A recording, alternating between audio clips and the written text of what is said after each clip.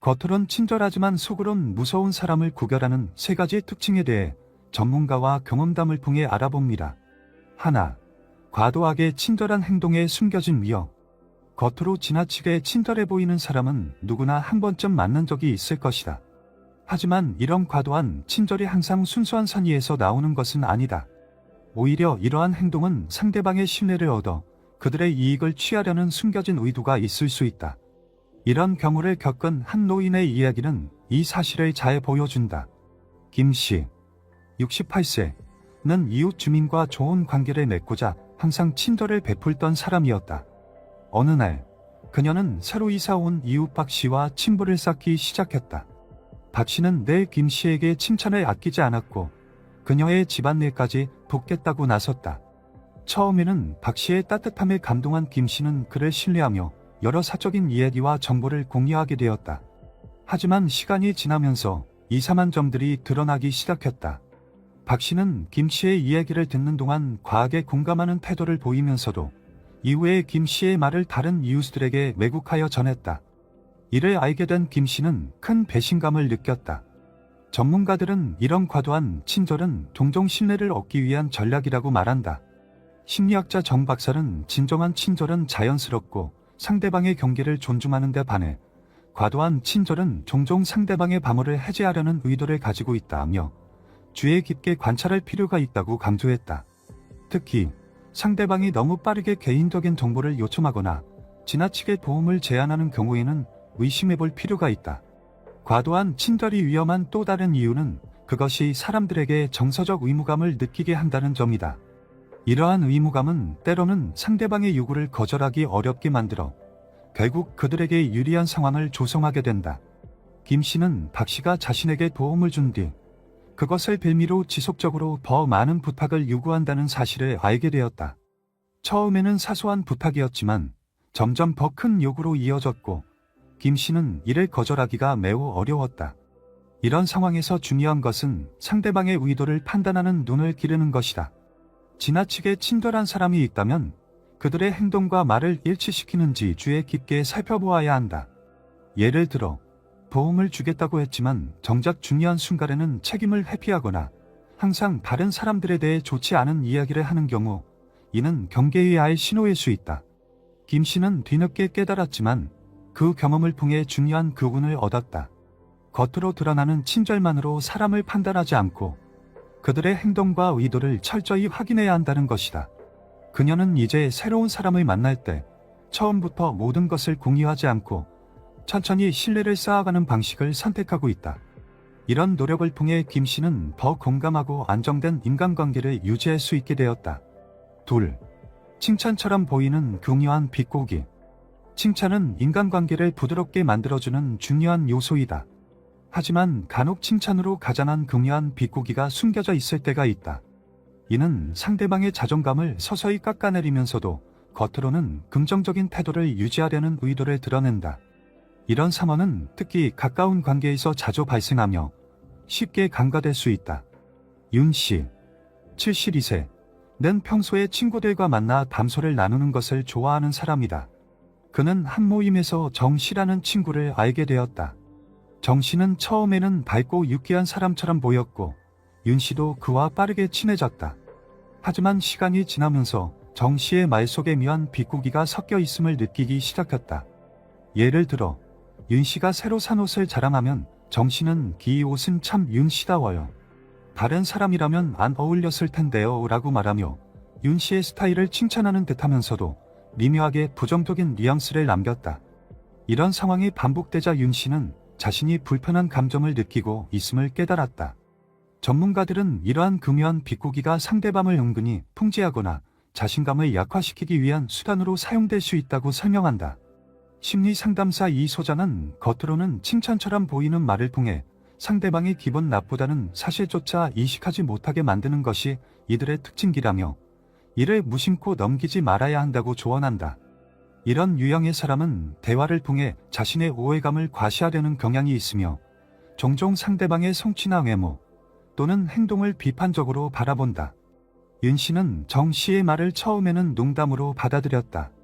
하지만 시간이 지날수록 자신감을 잃어가는 자신을 발견했고 이는 단순한 농담 이상의 문제라는 것을 깨닫게 되었다. 정 씨의 말은 겉으로는 칭찬처럼 들렸지만 속으로는 윤 씨의 자존감을 깎아내리는 역할을 하고 있었다. 이를 깨달은 윤 씨는 대화를 할 때 정 씨의 의도를 면밀히 관찰하기 시작했다. 그 결과 윤 씨는 더 이상 이러한 비꼬기를 받아들이지 않고 정중히 대화를 마무리하거나 주제를 바꾸는 방식으로 자신을 보호하기로 결심했다. 이런 상황을 피하기 위해 중요한 것은 상대방의 말을 액면 그대로 받아들이지 않고 그 말 속에 숨겨진 의도를 파악하는 것이다. 만약 상대방의 말이 반복적으로 자신을 불편하게 만들거나 자신감을 떨어뜨리는 방향으로 흘러간다면 이는 건강한 관계가 아닐 가능성이 높다. 이런 관계에서는 스스로를 보호하기 위한 대처 방법을 배우는 것이 필요하다. 윤 씨는 이후로 자신을 존중해주지 않는 사람과의 관계를 제고하게 되었고 그로 인해 한결 마음이 가벼워졌다고 말한다. 그는 자신을 비꼬는 듯한 말을 들었을 때는 의연하게 대처하며 상대방의 말에 과도하게 신경 쓰지 않는 법을 터득했다. 이런 변화는 그의 인간관계를 더욱 긍정적으로 변화시키는 계기가 되었다. 셋. 죄책감을 이용한 정서적 조작. 사람의 마음을 움직이는 가장 강력한 감정 중 하나는 죄책감이다. 이를 악용하는 사람들은 상대방이 죄책감을 느끼도록 만들어 그들을 조종하려는 의도를 가질 수 있다. 겉으로는 선의를 가장하지만 그 속에는 상대방을 자신에게 유리한 방향으로 통제하려는 계획이 숨어 있다. 이는 특히 가족이나 가까운 친구 같은 신뢰가 중요한 관계에서 더 자주 나타난다. 박 씨, 70세는 자주 만나는 북내 친구들과의 관계에서 이 같은 경험을 한 적이 있다. 그님의 친구 이 씨는 늘 도움을 요청하며 박 씨를 의지하는 듯한 태도를 보였다. 처음에는 작은 부탁으로 시작되었다. 내가 허리가 너무 아파서 못 움직이겠어. 대신 가게에서 물건 좀 사다 줄래? 박 씨는 친구를 돕는 일이라고 생각하며 흔쾌히 도와주었다. 하지만 시간이 지나면서 이 씨의 부탁은 점점 더 커지고 더 자주 반복되기 시작했다. 박 씨가 한 번이라도 거절하면 이 씨는 슬픈 표정을 짓거나 내가 정말 의지할 사람은 너밖에 없어 라는 말을 하며 박 씨가 죄책감을 느끼게 만들었다. 이런 관계가 지속되자 박 씨는 스스로를 돌아보게 되었다. 그녀는 친구를 돕는 것이 기쁜 일이 아니라 부담스럽고 스트레스가 된다는 것을 깨달았다. 심리학자 최 박사는 죄책감을 이용하는 사람들은 상대방이 자신을 거절하면 나쁜 사람처럼 느끼게 만드는 데 능숙하다고 설명하며 이런 상황에서는 스스로의 감정을 먼저 인정하는 것이 중요하다고 말했다. 죄책감을 느끼는 것은 자연스러운 감정이지만 그것이 자신을 희생하도록 강요받는 도구로 사용되도록 놔두어서는 안 된다. 박 씨는 결국 자신의 감정을 솔직하게 표현하기로 했다. 어느 날 이 씨가 또다시 큰 부탁을 하자 박 씨는 정중하지만 단호하게 이렇게 말했다. 내가 도울 수 있을 때는 돕고 싶지만 지금은 나 자신도 바쁘고 힘든 일이 많아서 도와줄 수 없어. 이해해줬으면 좋겠어. 처음에는 이 씨가 서운한 기색을 보였지만 박 씨는 이전처럼 죄책감에 흔들리지 않고 자신의 결정을 지켰다. 그 결과 이 씨는 점차 더 이상 과도한 부탁을 하지 않게 되었고 박 씨는 관계에서 더 이상 부담을 느끼지 않게 되었다. 이런 상황을 예방하려면 상대방의 부탁을 무조건 수락하지 않고 자신의 한계를 명확히 하는 것이 중요하다. 또한 상대방이 죄책감을 조작의 도구로 사용하고 있는지 주의 깊게 살펴야 한다. 만약 상대방이 거절에 대해 비난하거나 자신이 희생자인 척한다면 이는 경고 신호일 수 있다. 박 씨는 이 경험을 통해 더 건강한 관계를 유지하는 방법을 배웠다. 그녀는 이제 도움을 줄 때와 거절할 때의 경계를 분명히 하며 진정한 친구라면 이를 이해하고 존중할 것이라는 믿음을 갖고 있다. 이로 인해 그녀는 더 행복하고 균형 잡힌 인간관계를 이어가고 있다. 네, 말과 행동의 일치 여부. 사람의 말은 그 사람의 생각과 감정을 반영하는 중요한 지표가 된다. 하지만 때로는 말과 행동이 일치하지 않는 경우가 있다. 이러한 불일치가 지속될 때 그 사람의 진짜 의도를 파악하기 어려워지며 오히려 신뢰를 쌓는 데 방해가 된다. 특히 사람은 무의식적으로 자신이 원하는 대로 상대방을 조종하려 할 때 말을 아름답게 꾸며서 상대방을 속이려는 경향이 있다. 이처럼 말과 행동이 일치하지 않는 사람은 인간관계에서 큰 위험을 초래할 수 있다. 정 씨, 65세는 오랫동안 알고 지낸 친구 송 씨와의 관계에서 이 문제를 경험했다. 송 씨는 항상 친절하고 좋은 말을 많이 했다. 하지만 그의 말과 행동은 자주 엇갈렸다. 예를 들어 정 씨가 어려운 상황에 처했을 때 송 씨는 네가 힘든 걸 알지만 내가 도와줄 수 있는 게 없어서 미안하다고 말했다. 하지만 며칠 후 송 씨는 그와 관련된 문제를 주변 사람들에게 떠벌리며 정 씨가 그런 문제를 겪고 있는데 내가 도와줄 수도 있었는데 참 안타깝다는 식으로 말을 퍼뜨렸다. 이처럼 송 씨는 겉으로는 도와주겠다고 말하면서도 실제로는 문제를 공개하고 논란을 일으켰다. 정 씨는 처음에는 송 씨의 말을 그대로 믿고 의지했지만 시간이 지날수록 그의 말과 행동 사이의 괴리를 느끼기 시작했다. 그는 송 씨에게 신뢰를 갖고 여러 가지 이야기를 나누었지만 그가 말한 내용을 다른 사람에게 누설하는 모습을 보고 점차 의심을 품게 되었다. 송 씨는 항상 내가 도와달라고 말했으니까 나도 도울 준비가 되어 있다며 겉으로는 따뜻하게 말했지만 실질적으로는 아무런 도움을 주지 않았다. 심지어 정 씨가 힘든 상황에 처했을 때 송 씨는 그를 외면하고 너는 잘 해결할 수 있을 거야 라는 말만 남기곤 했다. 심리학자 박 소장은 말과 행동이 일치하지 않는 사람은 대개 자신이 책임을 지지 않으려는 경향이 있다고 설명한다. 이들은 자신의 말을 통해 상대방의 신뢰를 얻으려 하지만 실제로는 그 신뢰를 깨뜨리고 관계를 악화시키는 행동을 한다.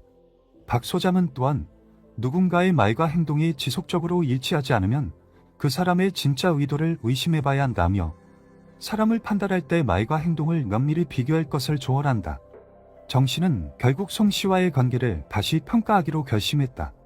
그는 송 씨가 했던 말들을 다시 떠올리고 그 말이 실제로 어떻게 행동으로 이어졌는지 검토했다. 그렇게 그는 송 씨가 보여준 태도와 행동을 바탕으로 더 이상 그에게 의지하지 않기로 했다. 정 씨는 송 씨와의 관계에서 벗어나며 신뢰할 수 있는 사람과만 진정한 관계를 맺기로 결심했다. 그는 말만 하는 사람보다는 말과 행동이 일치하는 사람을 만나야 한다는 중요한 교훈을 얻었다. 이 경험을 통해 정 씨는 사람을 신뢰하는 데 있어 말보다는 그 사람의 행동을 더 중요하게 여길 필요성을 느끼게 되었다. 5. 거절했을 때의 반응. 사람들은 자신이 원하는 것을 얻기 위해 때로는 다른 사람의 경계를 넘어서려 한다. 그러나 중요한 것은 자신의 의사를 분명히 표현하고 거절할 수 있는 능력이다. 하지만 때로는 거절을 받았을 때 상대방이 보이는 반응을 통해 그 사람의 진짜 성격을 알 수 있다. 거절을 당했을 때 그 사람이 어떻게 반응하는지에 따라 그 사람이 진정으로 믿을 수 있는 사람인지 아닌지 알 수 있다. 이화 씨, 68세는 자주 만나던 친구 김 씨와의 관계에서 이런 경험을 했다. 김 씨는 항상 이화 씨에게 사소한 부탁을 자주 했다. 오늘 저녁에 내 대신 외출하고 와줄래? 이번 주말에 나 대신 큰 마트까지 가서 쇼핑해 줄 수 있을까? 처음에는 이화 씨가 김 씨를 도와주는 것이 불편하지 않았지만 점차 김 씨의 부탁은 점점 더 많아졌고 그 범위도 커졌다. 이화 씨는 결국 오늘은 좀 쉬고 싶어서 못 가겠어라고 거절했다. 그러나 김 씨는 그 말에 쉽게 받아들이지 않았다. 뭐, 내가 얼마나 힘든지 모르고 나 혼자 어떻게 해? 그럼 너랑 친구할 이유도 없어라고 말하며 이화 씨를 의심하는 눈빛으로 쳐다봤다. 이화 씨는 잠시 당황했지만 이를 지나치게 심각하게 받아들이지 않으려고 했다. 그러나 이후에도 김 씨는 여러 번 비슷한 반응을 보였고 이화 씨가 거절할 때마다 불편한 기운을 내뿜었다. 거절을 받으면 김 씨는 화를 내거나 때때로 무시하는 듯한 태도를 보였다. 심리학자 송 박사는 사람은 자신이 원하는 것을 얻지 못했을 때 때로는 상대방을 비난하거나 화를 내는 방식으로 반응한다며 이때 중요한 것은 거절을 받아들이는 태도와 그것을 어떻게 처리하는가라고 설명한다. 송 박사는 이어서 공감한 관계에서는 거절을 받아들이고 상대방의 의사를 존중할 줄 알아야 한다고 말했다. 거절을 받아들일 수 없는 사람은 종종 다른 사람의 경계를 무시하고 자신의 욕구만을 강요하려는 경향이 있다는 것이다. 이화 씨는 김 씨의 거절에 대한 반응을 통해 중요한 교훈을 얻었다. 그녀는 처음에는 김 씨가 화를 내거나 불쾌한 표정을 지을 때마다 괜히 미안한 감정을 느꼈지만 시간이 지나면서 그녀는 이러한 반응이 결국 자기중심적이고 타인의 감정을 존중하지 않는 행동임을 깨달았다. 이화 씨는 이후 김 씨의 부탁을 계속해서 거절했으며 그로 인해 김 씨와의 관계가 서서히 멀어지게 되었다. 결국 이화 씨는 자신을 존중하는 사람들과의 관계를 더 중요하게 여기게 되었고, 자신이 불편함을 느끼는 상황에서는 당당하게 거절할 수 있는 자신감을 가지게 되었다. 이화 씨의 경험은 우리에게 중요한 교훈을 준다. 사람은 거절을 받았을 때 그 반응을 어떻게 처리하느냐에 따라 그 사람의 진정한 성격을 알 수 있다. 거절을 받아들이지 못하는 사람은 결국 상대방의 감정을 존중하지 않으며 자신의 욕구만을 앞세우는 경향이 있다. 따라서 사람을 평가할 때는 그들의 거절에 대한 반응을 주의 깊게 살펴보아야 한다. 6. 지속적인 자기 중심적 태도. 사람들은 누구나 자신만의 욕구와 필요가 있지만 이를 과도하게 내세우거나 상대방의 상황을 무시하고 자기중심적으로 행동하는 사람은 관계에서 큰 문제를 일으킬 수 있다. 특히 이러한 태도를 지속적으로 보이는 사람은 타인과의 건강한 관계를 유지하기 어려운 경우가 많다. 그들은 자신의 요구가 항상 우선시되어야 한다고 생각하며 다른 사람의 감정이나 필요를 고려하지 않는다. 이러한 특징은 시간이 지나면서 점점 더 분명히 드러난다. 한 예로, 조 씨, 73세는 오랫동안 알고 지낸 친구, 박 씨와의 관계에서 그와 같은 경험을 했다. 박 씨는 처음 만났을 때부터 내사에 자신의 생각과 감정을 솔직하게 표현하며 주목을 받았다. 처음에는 그의 자신감 있는 모습이 좋게 느껴졌고, 조 씨는 박 씨와 더 많은 시간을 보내고 싶어 했다. 하지만 시간이 지날수록 박 씨는 점차 자기중심적인 태도를 보이기 시작했다. 예를 들어, 친구들이 모임을 가질 때 박 씨는 항상 자기 의견이 가장 중요하다고 주장하며 다른 사람들의 의견을 무시했다. 내가 말했잖아. 이런 방식이 제일 좋은 방법이야. 다른 사람들은 그냥 따라만 하면 돼 라는 식의 말을 자주 했다. 박 씨의 이런 행동은 초기에는 큰 문제가 되지 않았다. 그러나 시간이 흐르면서 조 씨는 점차 불편함을 느끼기 시작했다. 박 씨는 자주 모임의 주제를 자신이 관심 있는 분야로 끌고 갔고, 자신의 이야기를 할 때는 다른 사람들의 말은 듣지 않았다. 조 씨가 이야기를 꺼내면 박 씨는 그건 나중에 이야기하고 지금은 내 얘기를 들어야 돼라며 대화를 계속 자신의 방향으로 이끌었다. 이러한 태도가 반복되면서 조 씨는 점점 박 씨와의 대화에서 기분이 상하게 되었다. 이러한 자기중심적인 태도는 조 씨에게 불편한 감정을 주었고, 그는 점차 박 씨와의 만남을 피하게 되었다. 심리학자 이 박사는 지속적으로 자기중심적인 태도를 보이는 사람은 관계에서 점차 고립될 수밖에 없다며, 이들은 자신만의 세계에 갇혀 다른 사람들의 생각이나 감정을 이해하려 하지 않는다고 설명했다. 이러한 사람은 대체로 자신의 요구를 우선시하며 다른 사람들에게 너무 많은 양보를 요구하기도 한다. 조 씨는 점차 박 씨와의 관계에서 느낀 불편함을 표현할 수 있는 방법을 배웠다. 그는 박 씨에게 너무 내 의견을 강요하는 것 같다. 나도 내 생각을 말할 권리가 있어 라고 조심스럽게 말하기 시작했다. 처음에는 박 씨가 당황하거나 불쾌했지만 시간이 지나면서 그는 조 씨의 감정을 조금씩 이해하게 되었다. 결국 두 사람은 서로의 차이를 인정하고 더 나은 소통 방법을 찾기로 했다. 조 씨의 경험을 통해 중요한 교훈은, 사람은 자기중심적인 태도가 지속될 때 점차 관계가 어려워진다는 것이다. 상대방이 계속해서 자신의 의견만을 고집하거나 타인의 감정을 무시하는 행동을 보인다면 그것은 반드시 경고 신호로 받아들여야 한다.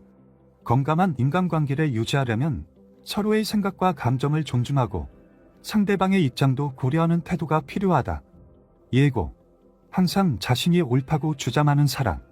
사람은 누구나 자신의 의견을 가지고 있지만 어떤 사람들은 자신의 생각을 절대적으로 옳다고 주장하며 다른 사람의 의견을 전혀 받아들이지 않으려 한다. 이런 사람은 상대방의 입장을 고려하기보다는 자신의 주장만을 고수하면서 다른 사람을 설득하려 들거나 때로는 무시하기도 한다. 이처럼 6. 지속적인 자기 중심적 태도. 사람들은 누구나 자신만의 욕구와 필요가 있지만 이를 과도하게 내세우거나 상대방의 상황을 무시하고 자기중심적으로 행동하는 사람은 관계에서 큰 문제를 일으킬 수 있다. 특히 이러한 태도를 지속적으로 보이는 사람은 타인과의 건강한 관계를 유지하기 어려운 경우가 많다. 그들은 자신의 요구가 항상 우선시되어야 한다고 생각하며 다른 사람의 감정이나 필요를 고려하지 않는다. 이러한 특징은 시간이 지나면서 점점 더 분명히 드러난다. 한 예로, 조 씨, 73세는 오랫동안 알고 지낸 친구 박 씨와의 관계에서 그와 같은 경험을 했다. 박 씨는 처음 만났을 때부터 내사에 자신의 생각과 감정을 솔직하게 표현하며 주목을 받았다. 처음에는 그의 자신감 있는 모습이 좋게 느껴졌고 조 씨는 박 씨와 더 많은 시간을 보내고 싶어 했다. 하지만 시간이 지날수록 박 씨는 점차 자기중심적인 태도를 보이기 시작했다. 예를 들어 친구들이 모임을 가질 때 박 씨는 항상 자기 의견이 가장 중요하다고 주장하며 다른 사람들의 의견을 무시했다. 내가 말했잖아. 이런 방식이 제일 좋은 방법이야. 다른 사람들은 그냥 따라만 하면 돼 라는 식의 말을 자주 했다. 박 씨의 이런 행동은 초기에는 큰 문제가 되지 않았다. 그러나 시간이 흐르면서 조 씨는 점차 불편함을 느끼기 시작했다. 박 씨는 자주 모임의 주제를 자신이 관심 있는 분야로 끌고 갔고 자신의 이야기를 할 때는 다른 사람들의 말은 듣지 않았다. 조 씨가 이야기를 꺼내면 박 씨는 그건 나중에 이야기하고 지금은 내 얘기를 들어야 돼라며 대화를 계속 자신의 방향으로 이끌었다. 이러한 태도가 반복되면서 조 씨는 점점 박 씨와의 대화에서 기분이 상하게 되었다. 이러한 자기중심적인 태도는 조 씨에게 불편한 감정을 주었고 그는 점차 박 씨와의 만남을 피하게 되었다. 심리학자 이 박사는 지속적으로 자기중심적인 태도를 보이는 사람은 관계에서 점차 고립될 수밖에 없다며 이들은 자신만의 세계에 갇혀 다른 사람들의 생각이나 감정을 이해하려 하지 않는다고 설명했다. 이러한 사람은 대체로 자신의 요구를 우선시하며 다른 사람들에게 너무 많은 양보를 요구하기도 한다. 조 씨는 점차 박 씨와의 관계에서 느낀 불편함을 표현할 수 있는 방법을 배웠다. 그는 박 씨에게 너무 내 의견을 강요하는 것 같다. 나도 내 생각을 말할 권리가 있어 라고 조심스럽게 말하기 시작했다. 처음에는 박 씨가 담담하거나 불쾌했지만 시간이 지나면서 그는 조 씨의 감정을 조금씩 이해하게 되었다. 결국 두 사람은 서로의 차이를 인정하고 더 나은 소통 방법을 찾기로 했다.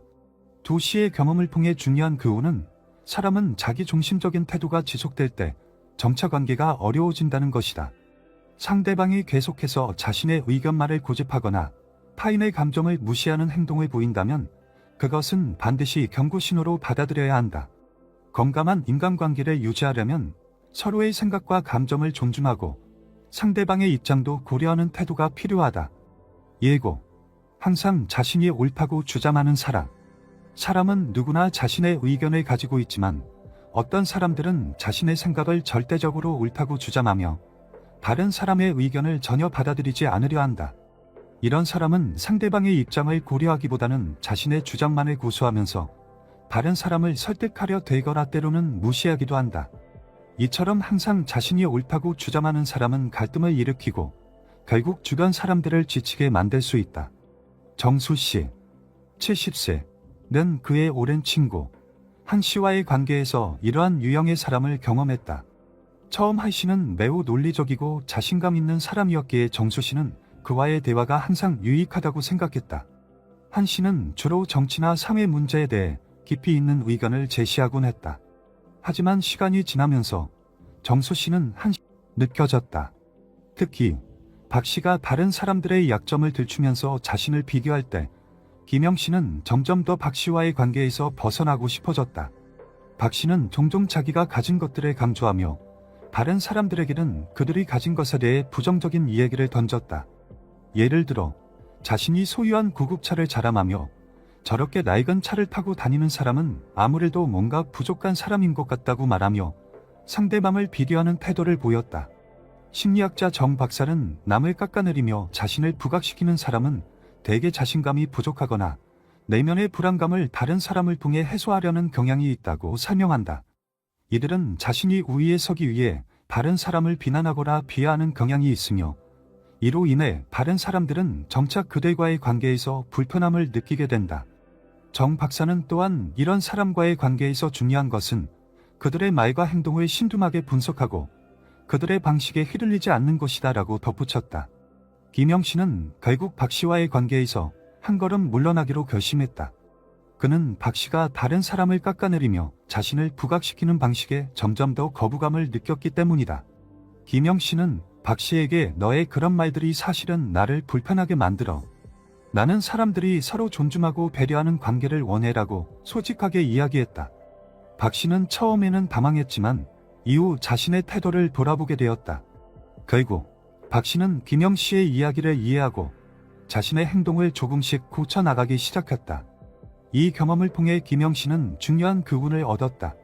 사람과의 관계에서 자신을 돋보이게 하려는 욕구는 자연스러운 것이지만 그 과정에서 남을 깎아내리며 자기를 부각시키는 방식은 결국 사람들의 신뢰를 잃게 만든다는 것이다. 사람들은 자신을 겸손하게 표현하며 다른 사람의 장점과 성취를 인정하는 태도를 보일 때 진정한 존경을 받게 된다. 9. 끊임없이 자신을 희생하는 사람. 어떤 사람들은 항상 다른 사람을 우선시하고 자신의 필요와 감정을 뒤로 미루는 태도를 보인다. 이러한 사람들은 주변 사람들에게 친절하고 도움을 줄 때마다 기쁨을 느끼지만 자신의 삶에서 점점 더 소외되고 자신에게 필요한 지원을 받을 때 어려움을 겪는다. 그들은 종종 다른 사람의 기대에 부응하려 노력하며 그 과정에서 자신을 희생하게 된다. 박정다 씨, 69세는 자신의 딸 이진아 씨와의 관계에서 그런 경험을 했다. 박정자 씨는 평생의 가족을 위해 헌신하며 살아왔다.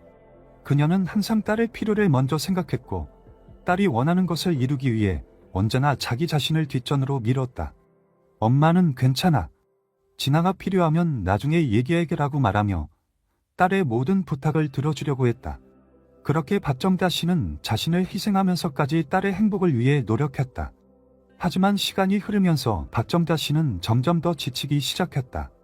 딸은 성인이 되어 자립적인 삶을 살게 되었지만 여전히 박정다 씨에게 여러 가지 부탁을 하며 엄마가 항상 자신을 돌봐주게 기대했다. 예를 들어 이진아 씨는 직장에서 바쁘거나 스트레스를 받으면 손마, 오늘 저녁 뭐 해줄 거야? 라며 매번 기대했다. 때로는 형마, 이거 좀 도와줘라고 말하면서도 딸은 스스로 해결하려는 노력을 하지 않고 언제나 박정자 씨에게 의존했다. 박정자 씨는 처음에는 딸이 자신을 필요로 한다고 느끼며 기뻤지만 점차 이런 일이 반복되자 자신이 점점 소외되고 있다는 느낌을 받기 시작했다. 내가 왜 이렇게까지 해야 하지? 이제는 내가 원하는 것도 말해야 할 때가 아닌가? 라고 생각하게 되었다. 하지만 여전히 그녀는 딸에게 괜찮다며 자신의 감정을 억누르고 딸의 요구를 들어주었다. 심리학자 김 박사는 자신을 끊임없이 희생하는 사람은 결국 자신을 잃게 된다며 이들은 종종 타인의 기대를 너무 많이 신경 쓰고 자신의 필요를 소홀히 여긴다고 설명한다. 김 박사는 또한 그들이 타인에게 지나치게 의존하고 자신의 감정이나 욕구를 표현하지 않으면 결국 관계가 불균형해지며 갈등이 생길 수 있다고 덧붙였다.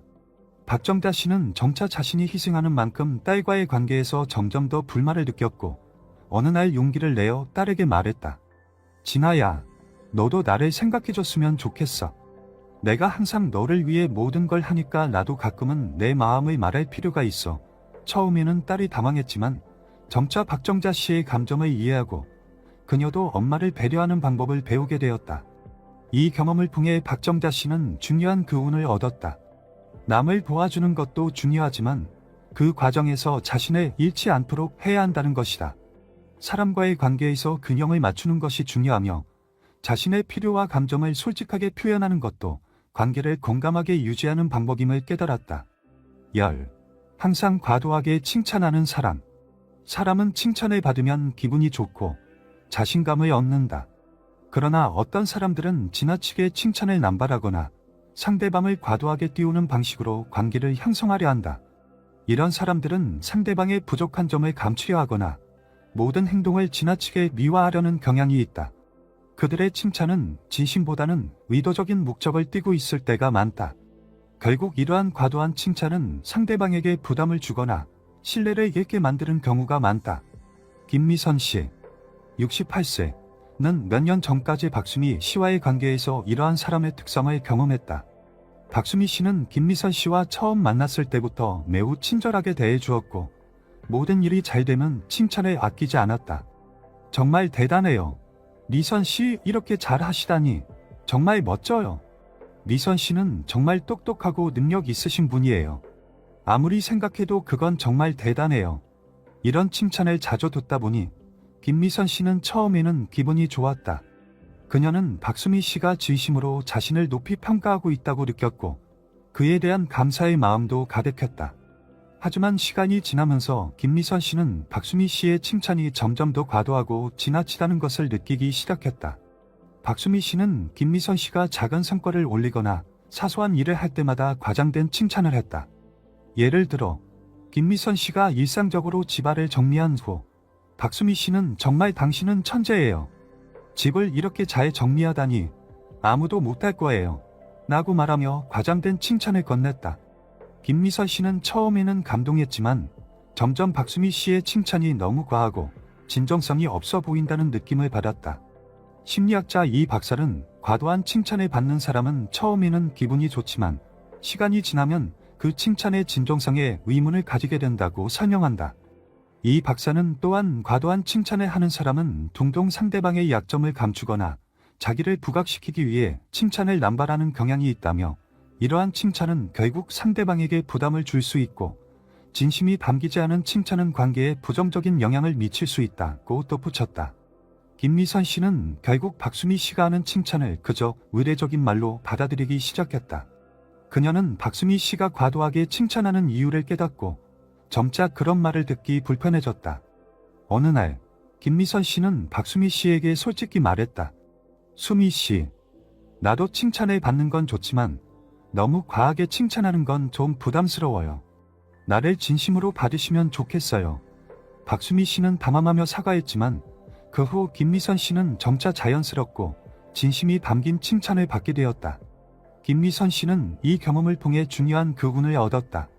칭찬은 사람을 기분 좋게 하고 자신감을 심어줄 수 있지만 과도하게 반복되는 칭찬은 관계를 불편하게 만들 수 있다. 진정한 칭찬은 상대방을 있는 그대로 인정하고 그들의 노력과 성과를 진심으로 존중하는 것에서 나온다. 사람들과의 관계에서 중요한 것은 서로의 진심을 알고 이해하려는 노력이다.